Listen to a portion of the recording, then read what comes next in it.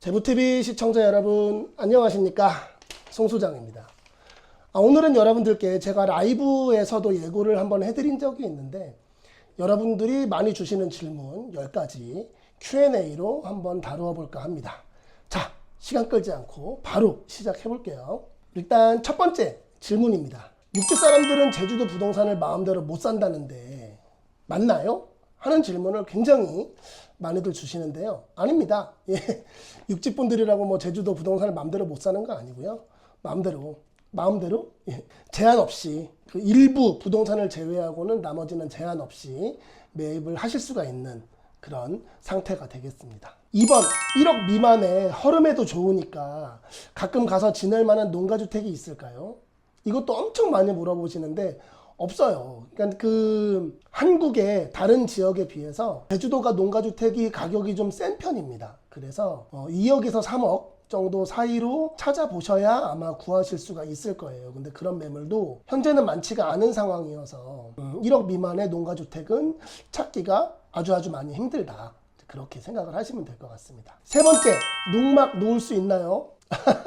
이거 많이 물어보시는데 일단 제주도도 농막 조건은 다른 지역하고 같습니다. 예, 그래서 농지의 6평 이하로는 농막을 놓으실 수가 있는 점 참고하시면 좋을 것 같습니다. 네 번째는요, 제주도 땅은 300평 이상은 주소를 이전하지 않으면 살 수 없나요? 그런 말씀을 많이 해주세요. 그러니까 제주도 땅을 살 때는 무조건 주소를 이전해야 되는데 이전하지 않으려면 300평 미만으로 사야 된다라고 생각을 하시는 경우가 많은데 이건 틀린 말입니다. 그러니까 농지만 그렇습니다. 농지는 지목이, 전, 답, 과수원 요 세 개 일대가 이제 농지거든요. 그렇기 때문에 나머지 뭐 임야, 잡종지, 대지 이런 경우는 면적에 제한 없이 주소를 이전하지 않으셔도 매입을 하실 수가 있다. 그래서 300평 이상을 살 때 주소를 이전해야 하는 경우는 지목이, 전, 답, 과수원 요 세 개 일대다라고 생각을 하시면 될 것 같습니다. 다섯 번째는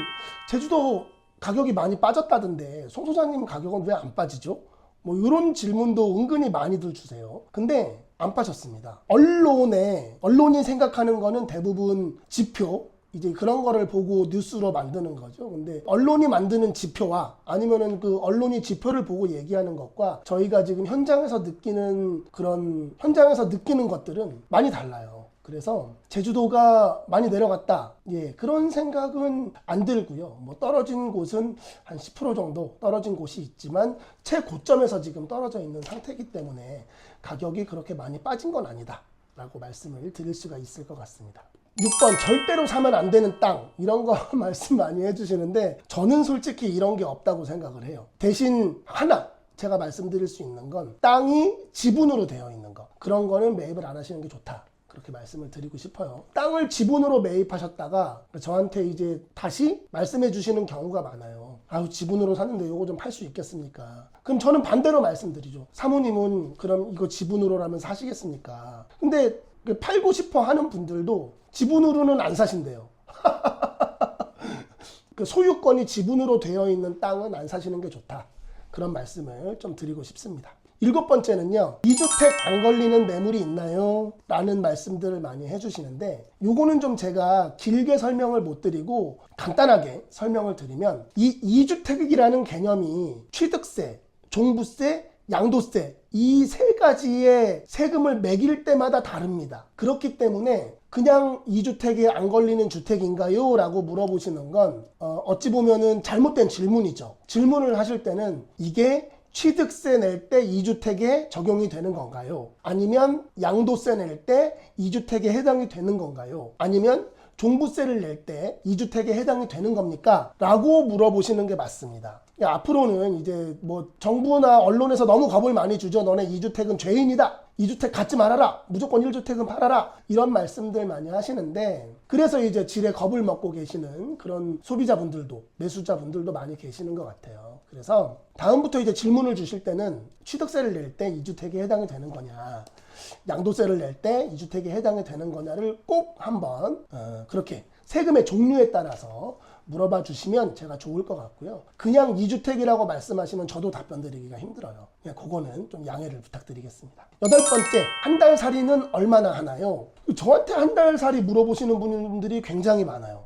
근데 저는 부동산에서는 요새 한 달 살이를 취급하지 않습니다. 그래서 지금 제가 이 자리에서 좀 말씀을 드리면 유용한 어플이 한 2가지 정도 있더라고요. 미스터 맨션 이런 것도 있고 뭐 다른 어플 지금 이름은 잘 기억이 안 나는데 플레이 스토어에서 다운 받으시면 아주 많은 한 달 살이 매물을 보실 수 있거든요. 그런 것도 한번 확인해 보시고, 아니면은 그냥 네이버에 제주도 한 달 살이 이렇게 치시면 굉장히 많은 매물을 보실 수가 있습니다. 그래서 그렇게 영상으로 보고 확인해서 한 달 살이를 하시는 게 가장 좋지 않나. 송 소장은 한 달 살이를 취급하고 있지 않다. 그렇게 생각해 주시면 좋을 것 같습니다. 그리고 9번째는 대출은 얼마나 나오나요? 뭐 이런 질문들 많이 주시는데, 사실은 대출이 규제가 자꾸 바뀌면서 저도 잘 모르는 경우들이 많아요. 그래서 저는 이제 담당 은행 지점장님이 계시기 때문에 그쪽에 저도 이제 문의를 많이 하는 편이거든요. 그렇다 보니까 이제 뭐 대출이 얼마나 나오나요? 뭐 이런 것들은 제가 그냥 쉽게 방법을 말씀드리면, 사무실에 내방을 하셔서 매물에 대한 정보를 받으시고 그 매물 정보를 가지고 은행에 가셔서 확인을 하시는 게 제일 좋습니다. 뭐 이런 분들 많으세요.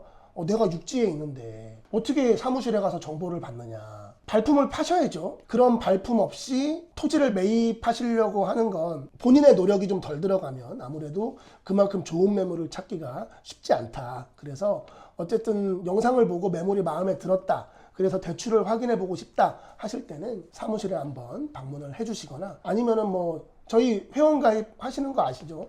우수 회원으로 가입하시면은 제가 정보를 문자 메시지로 보내드리니까 그런 2가지 방법을 통해서 정보를 얻으시고 그 다음에 은행에 직접 대출을 확인해 보시는 게 가장 좋다, 그렇게 말씀을 드리고 싶습니다. 마지막 10번째는 이제 제가 당부의 말씀을 좀 드리고 싶은데 그건 마지막에 할 거고요. 제가 질문을 좀 사전에 받았는데 그 질문들 한번 대답을 좀 해드려 보도록 할게요. 질문들을 좀 많이 올려주셨으면 좋았을 텐데 딱 6분이 질문을 올려주셨습니다. 빠르게 제가 말씀드릴게요.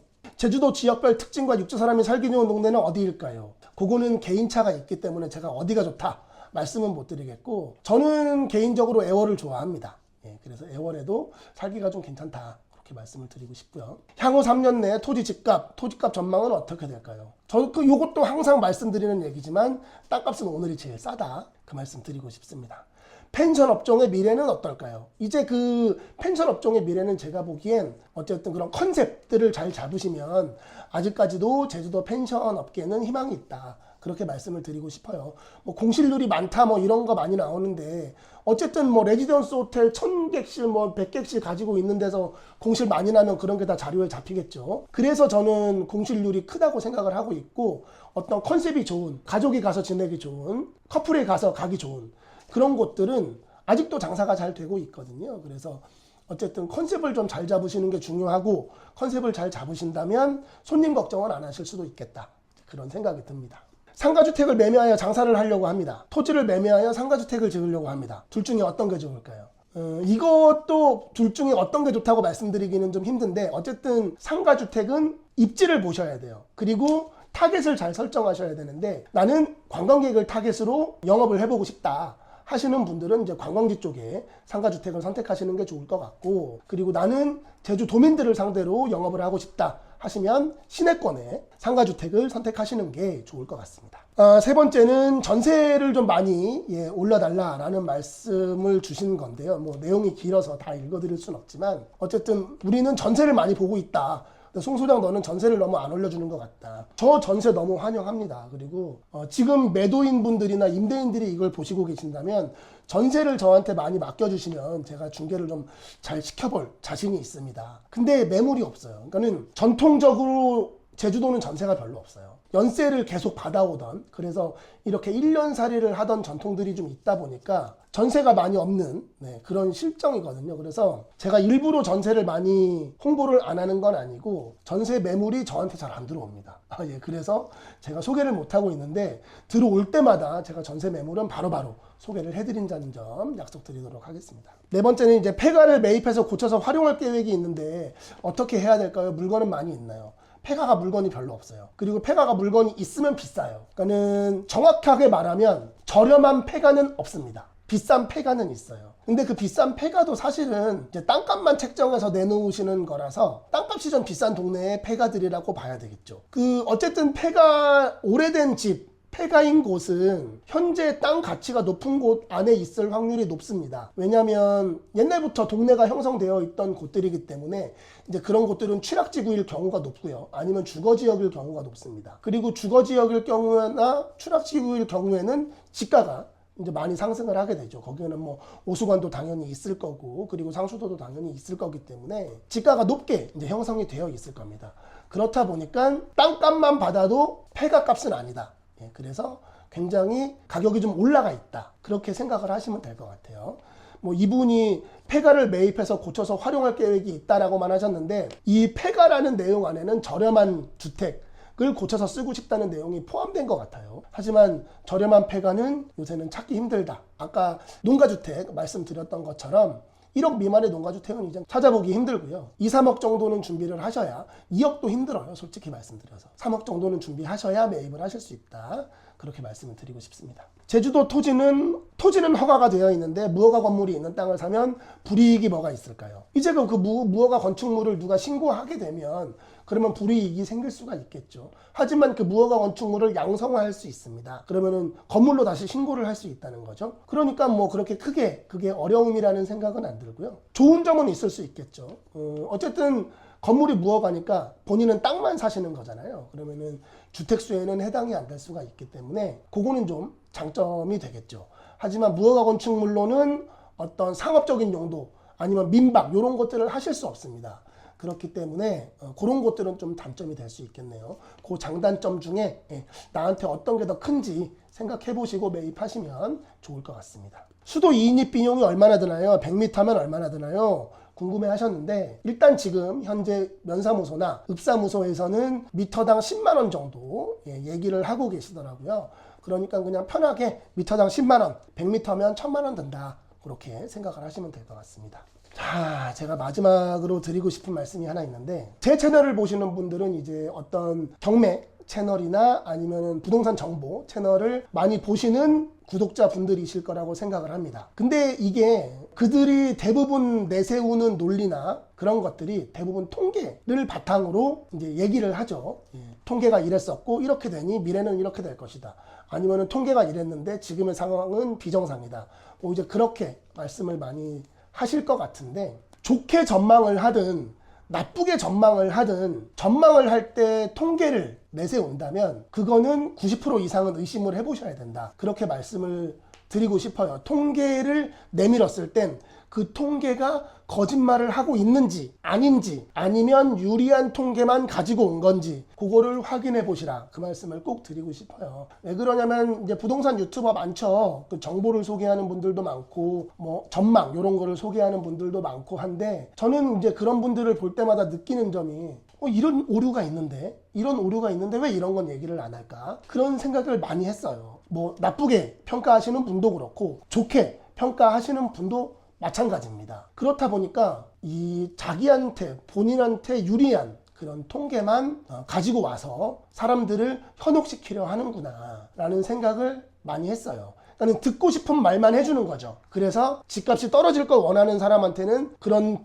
자료만 가지고 와서 얘기를 해주고, 집값이 오를 것 같은 사람한테는 그런 자료만 가지고 와서 얘기를 해주는 겁니다. 그러니까 여러분도 그 통계를 가지고 여러분들을 설득하는 분이 있다면 한번 90%, 95% 정도는 의심을 해보시고, 저 통계가 거짓말을 하고 있진 않을까, 저 통계와 반대로 된 통계는 없을까, 그런 거 한번 잘 따져보시고 합리적인 소비를 하시면 좋겠다, 그런 생각이 듭니다. 자, 지금까지 많이 주셨던 질문 10가지 Q&A 하고요.